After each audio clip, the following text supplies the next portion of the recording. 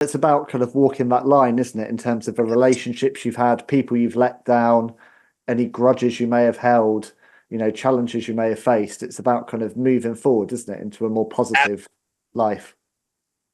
It really is. And and you got to realize that when you're doing it. So, and the catch is doing it sober. I tried a couple of times to do this thing where, you thought you were doing the right thing and you really thought you were, staying solid, but you just wasn't. You wasn't doing the right thing. You were trying, I was trying to do it. I remember talking to Lex. And being like, man, I said, you got to quit drinking, bro. You got to quit taking pills.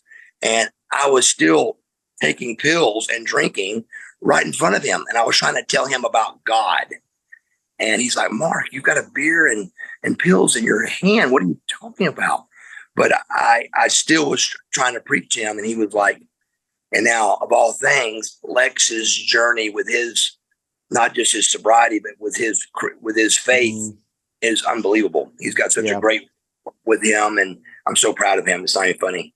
And he seems to be in an amazing place as well, doesn't it? From recent interviews and things I've seen with him, he seems to be in such a positive, faith-filled place.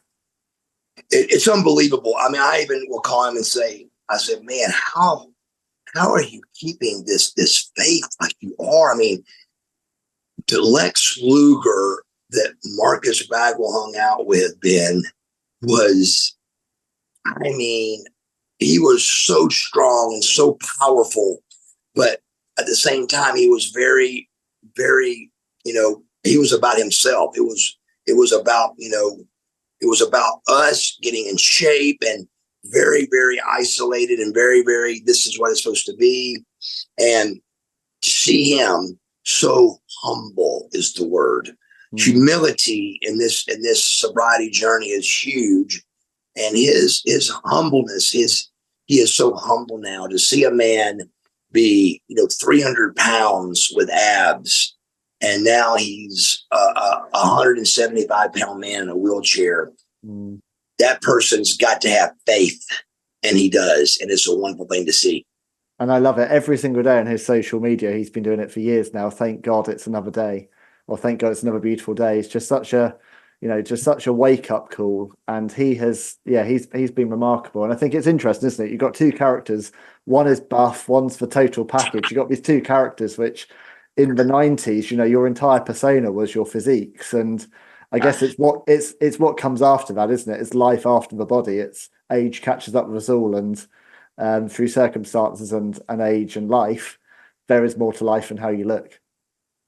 It's so much more to it. But in our journey, there wasn't.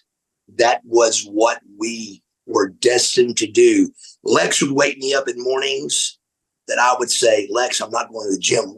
And I'd say, what is driving you? What, I mean, he looked incredible. And I said, well, no, there's no way we're working out today. And he'd get up and go, we're going to the gym. I'm like, Lex, come on, man. He goes, get up, we're going. I mean, there was nothing going to keep us from looking the top best that we could look. And that put out a schedule that not many people could do. I mean, every once in a while, a new guy would hop in our, a new talent would hop in our car thinking they could take on the Lex Luger Buff Bagwell regiment of the gym. And in 3 days, they were crawling to get out of that car.